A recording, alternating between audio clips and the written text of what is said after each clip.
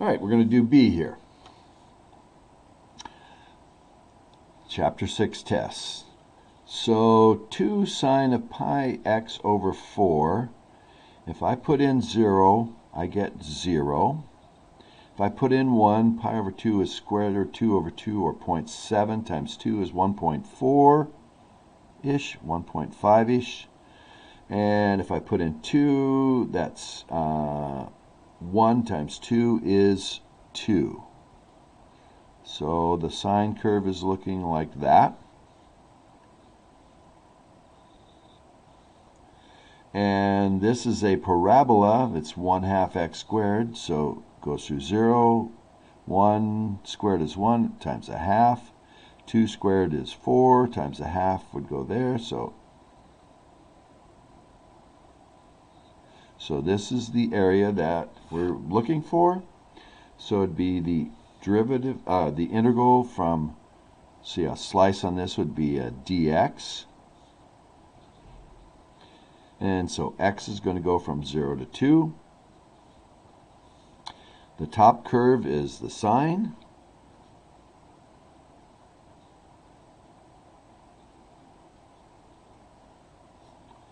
Minus the bottom curve, which is 1/2 x squared. And so we can do a u sub for this one. We can split this into 2. 0 to 2 to sine of pi x over 4 dx minus the integral from 0 to 2 of 1/2 x squared dx. Do a u sub on this one. Let it be pi over 4x. So dx would be du times, the dx would be times pi over 4. Or we could move it over here and be 4 over pi. So we would have 2 integral, so I'm making a substitution, so 2 in here would be pi over 2. 0 in here would be 0. Integral of sine u, and dx would be 4 over pi du. This would pull out, and it would become 8 over pi. Antiderivative of sine of u would be negative cosine u, evaluated from 0 to pi over 2. That's this part. And this part would become minus 1/2 x to the third over 3, evaluated from 0 to 2. So that would become 8 over 6 minus, put in 0 is 0. And so cosine of pi over 2 is 0, so I get minus 0. And put in 0, cosine 0 is 1, so minus a minus, which is plus 1. So I get 1 times pi, 8 over pi, minus, see, that would be 4/3.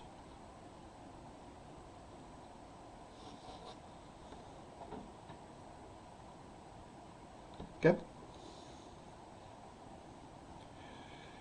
This is, if I put in 0, I get 2.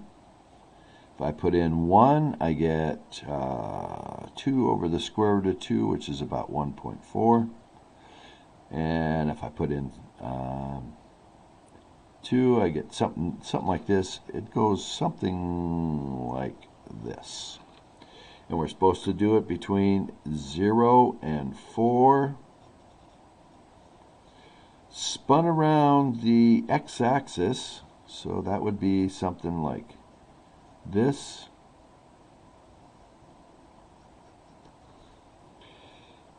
And so the easiest would be a disk. The thickness of that disk would be dx, and so I'm going to do pi r squared. There's no hole in it, so it's not minus little one, dx, and x is going to go from 0 to 4. And r is y. But we need it in terms of x, and x is this 2 over the square root of 1 plus x squared. And we want r squared, so I got to square that, so I'm going to have pi integral from 0 to 4 of 4, because I'm squaring it, over 1 plus x squared dx. The 4 pulls out, and that's the derivative of arctangent. So the antiderivative would be 4 pi arctangent of x evaluated from 0 to 4. And I put in 4, and I get 4 pi arctangent 4 minus, put in 0, but the arctangent of 0 is 0, and so there's my answer.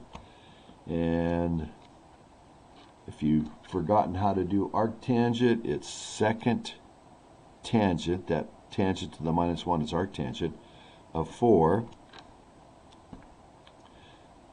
times 4 pi is 16.66. That's the volume of this shape.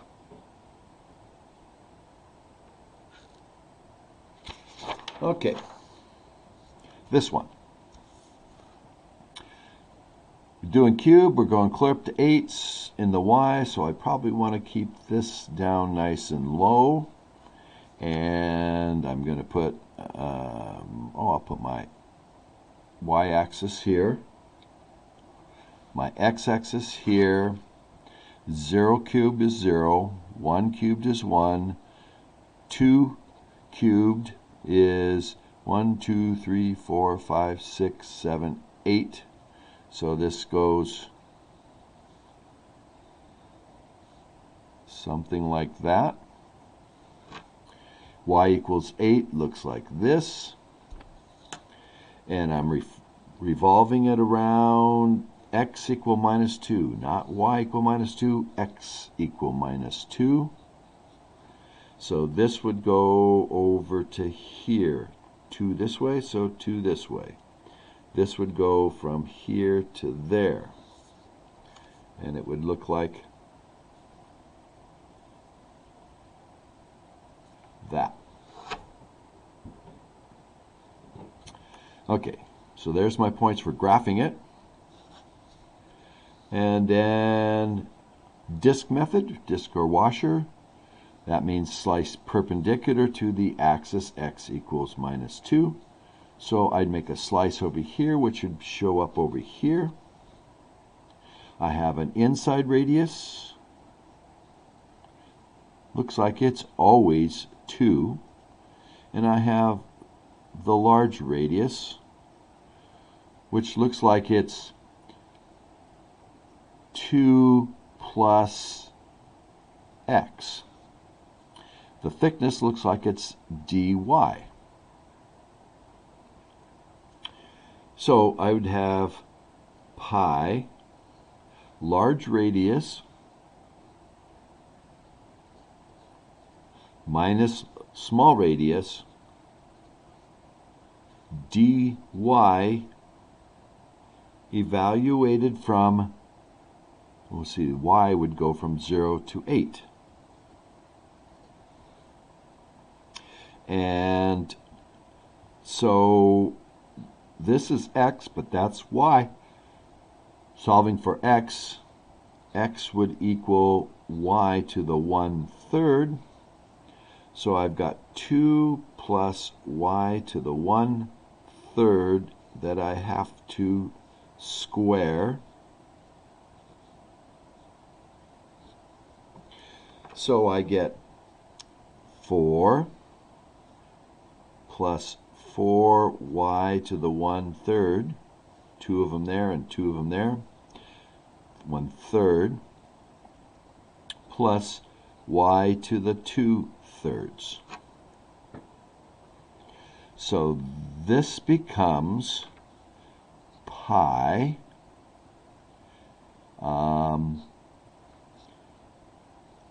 let's do it this way, 0 to 8, not too much in my head here, 4 plus 4y to the 1/3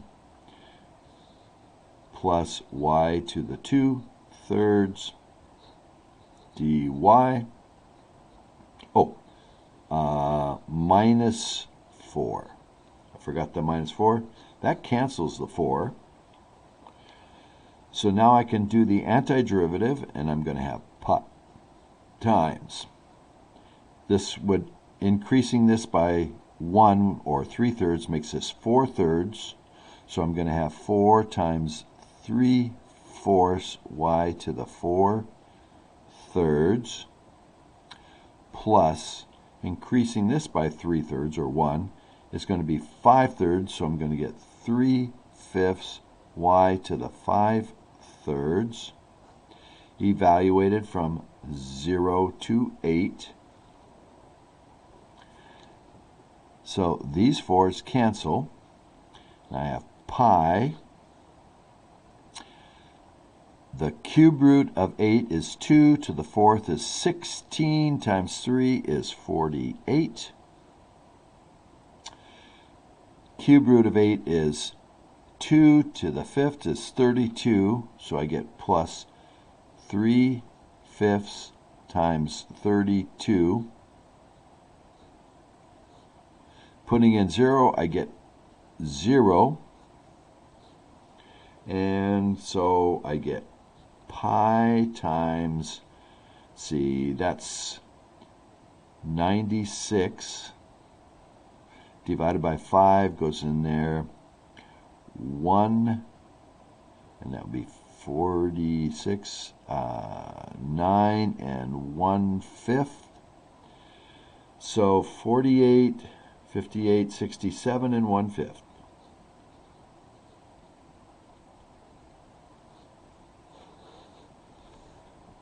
Same thing you should get if you just type that in the calculator, but one of these we have to work out. So I worked that one out. Well, let's do, that was the washer method. Now we'll do the ring or shell method. So that would be, we would slice it parallel to the axis, so I'll make a slice that's right here, which match over here, and be a piece of pipe. The thickness of the slice would be a dx. Formula is 2 pi r times the height times d thickness, dx. And x would go from 0 to 2. Oop, did that off of the screen there. 2 pi r times the height times dx from 0 to 2. Okay, the r on this looks like it's 2 plus x. So we got 2 pi integral 0 to 2 of 2 plus x. The height of this, well, to this curve, this is the y. The height would be then this, which is 8 minus y. 8 minus y. dx. Oh, well, I'm doing dx and I got a y. Y is x cubed, so replace this with x to the 3rd. So I'd take 2 times 8,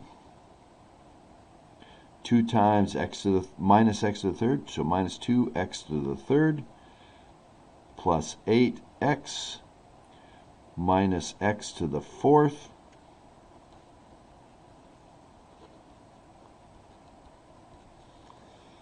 antiderivative of that is 16x 4 divided by 4, so it's minus 1/2 x to the fourth. 2 divided by 2, so that's plus 4x squared.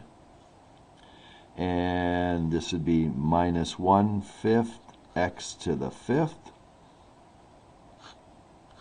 Evaluated from 0 to 2.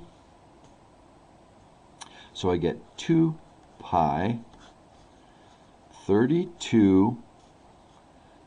See, that's 16 divided by 2 minus 8. 4 times 4 is plus 16 minus 32/5. Put in 0, I get 0. So 32, see, minus 8 plus 16, that's plus 8, so that's 40. And this goes in there, minus 6 and 2/5. So that's 33 and 3/5 times 2 pi. And 2 times that is 66 and 6/5, or 67 and 1/5 pi. Same answer. Yay. So I worked both of them out.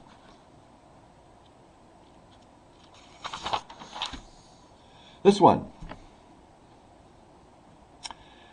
All right. So we're pumping layer of water out of this tank. And I got to put my coordinate system on there someplace. I could put it at the bottom, or I could put it here. I kind of like it here. So I'm going to make, and I'm actually going to put y here and positive x down here. So this becomes x, and the thickness would be dx. The width here would be y on this side and y on that side, so it's 2y, and this is 12. And we're lifting it to a tank that is 9 feet above it. So this is in pounds per cubic feet, 62.4 pounds a force, but per foot cubed. So we have to find the volume of what we're lifting. So it's going to be dx thick, 12 long, and 2y, y plus y, 2y wide. So that feet cancel the feet cubed, and so this would be now pounds, which is a force, times the distance that we have to lift it. And we're going to lift it x plus 9. And we're going to add them all up. dx, it was a full tank, so x has got to go from 0 to 3. So we have a lot of constants here. We have the 62.4. We have 2 times 12, 24. We have the integral of y, because I took the 2 and the 12 and that out. Can't take the 9 out because it's added, times x plus 9. Oh, we got to do x's, and this is y. So we have to get rid of that. So you can see that this is 3 and 3, so y and this are always the same, but I'm going to do equation. Let's see, this is over 3 in the y and 0 on the x, so it's 0, 3. And this point would be 3 in the x, 0 in the y. Change in y is negative 3. X goes up by 3, so it's negative 1 slope, plus the y-intercept. I guess it crosses that 3. Or if you will, if it goes to 3, 0 and 0, 3, it's x plus y equals 3. Either way, y is 3 minus x. Y is 3 minus x. So y is 3 minus x. There we've got the lift distance in terms of x. And that's the y, and this is the x plus 9 dx from 0 to 3. So I'll multiply this out. I get 3x minus 9x, which is minus 6x. I got 27, and I got minus x squared. And dx 0 to 3, and I got 62.4 times 24.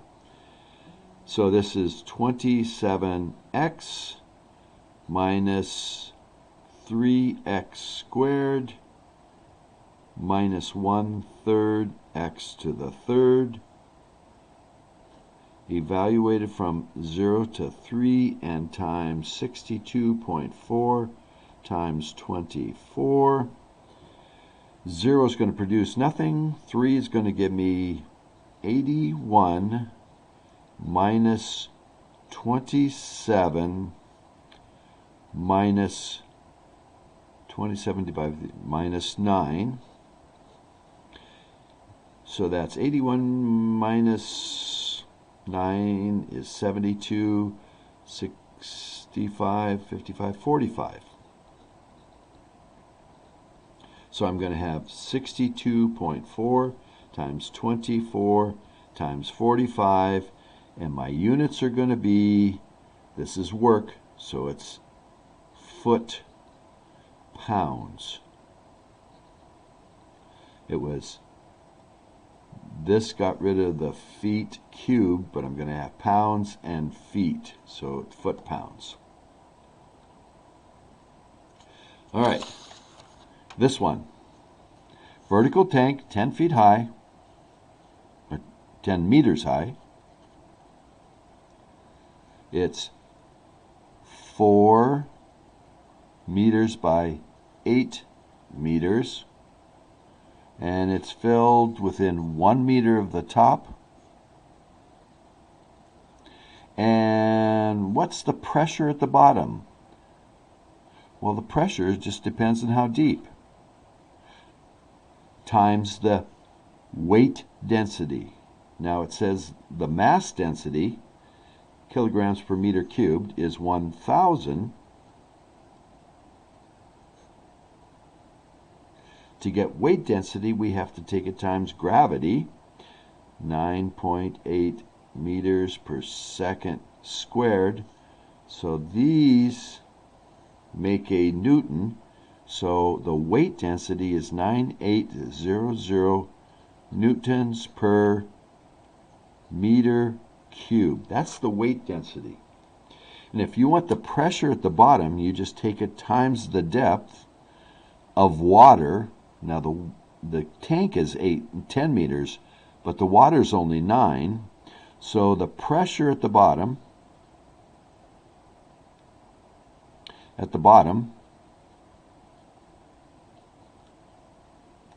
will be 9800 newtons per meter cubed times 9 meters. The meters cancel one of them, and it becomes newtons per square meter, which is what pressure. We just multiply those. What is 9 times 9800? 88200 newtons per meter squared. There's the units on that. Now what's the work to lift it up into, let's see, oh, the force pushing on the side, not. So we want to know how many newtons are pushing on this larger side, the 8 by 10. So I'll call this dx. I'll put the origin right there. And so this would be x. And the depth could be x because it's changing.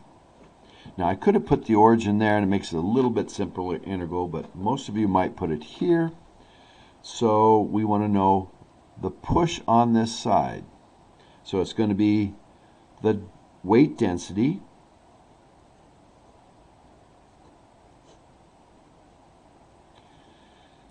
times the depth, and the depth of that is, the depth of the water is not x, but it's x minus 1 because there's no water in that first part. So it's x minus 1, and that would be meters, cancels that, so that would be the pressure on this level, this side at that height. And so then we have to take it times the area of that side to know how much force is on just that. And so that's dx times 8. 8 times dx. Meters and meters, they would cancel meters, and that cancels meters. And then I just have to add them all up as x goes from 1 to 10. So I get, this comes out, the 8 comes out,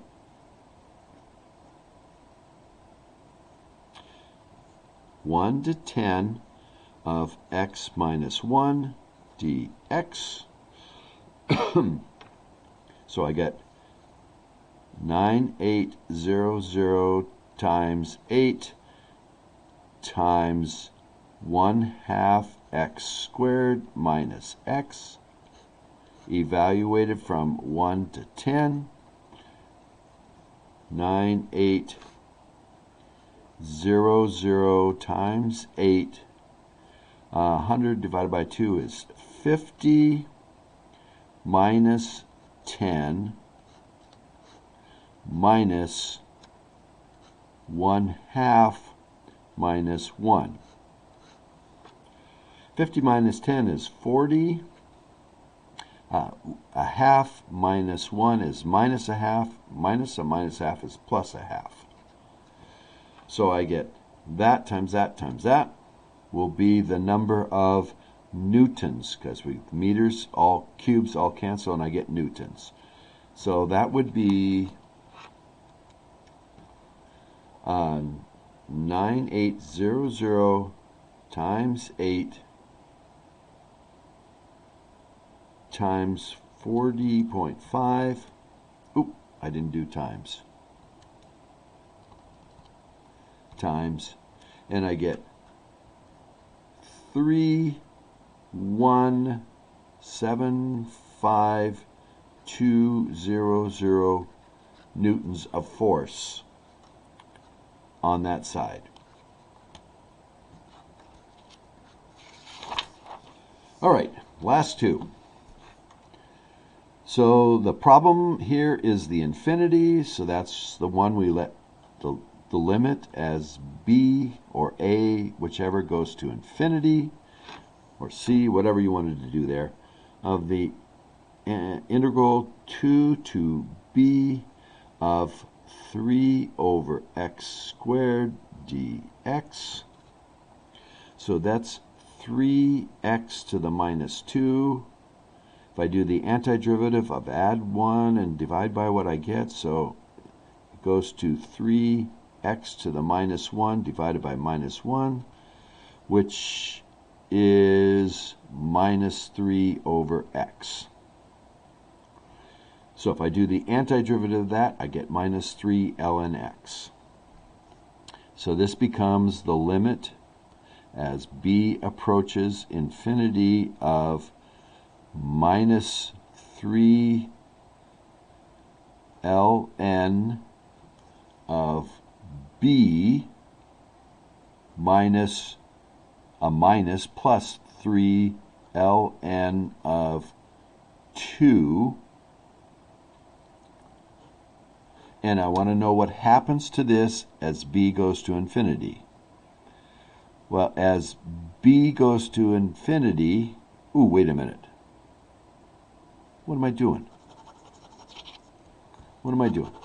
Sorry, I'm getting flustered. Too much of a hurry. This is the antiderivative, so I have to put b and 2 into this. I already took the antiderivative right here, so I'm not doing it again. That would be a second antiderivative.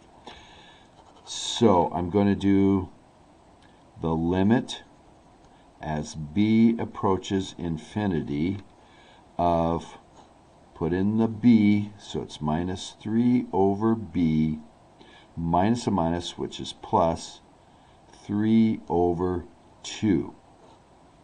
As b goes to infinity, this fraction goes to 0. This stays a constant, and so I get 3 halves, and this converges. It's a convergent series. Its value is 3 halves. Now we'll do this one.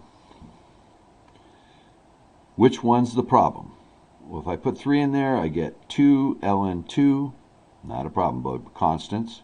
If I put 2 in there, I get 1 ln 1. But ln 1 is 0, and I can't divide by 0. So the 2 is the problem. So I go limit as b approaches 2 of the integral of b to 3 of 1 over x minus 1 ln x minus 1 dx. And I tell you to do u substitution. Let u be that whole ln thing.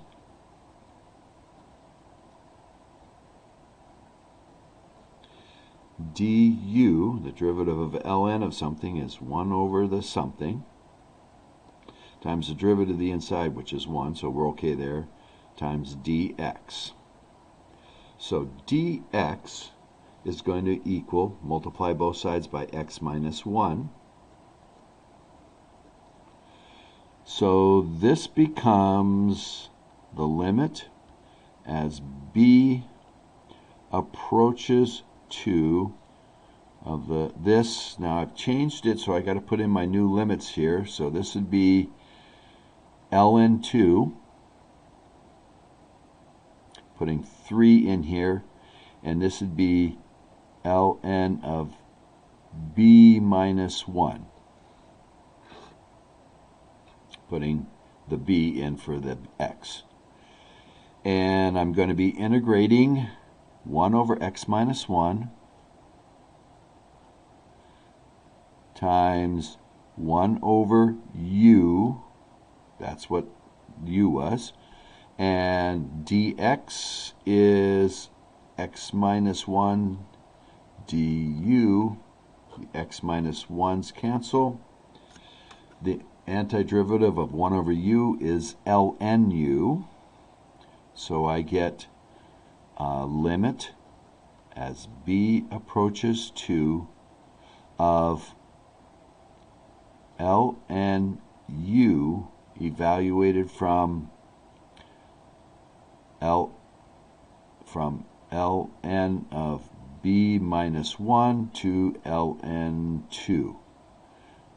So putting those in, or I could change it back to x, which would be ln x minus 1, and then put 3 and b in. Comes out to be the same as this. So I get the limit as b approaches 2 of, put 2 in there, and I get ln of 2. That's positive, so I didn't need to put absolute value, but I can. Minus, and putting this in there, I get ln of b minus 1. If I put, that's a constant, so that's not a problem. But what happens here? B minus 1 becomes 1. Ln of 1 is 0.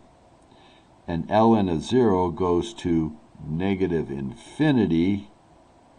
So this one diverges.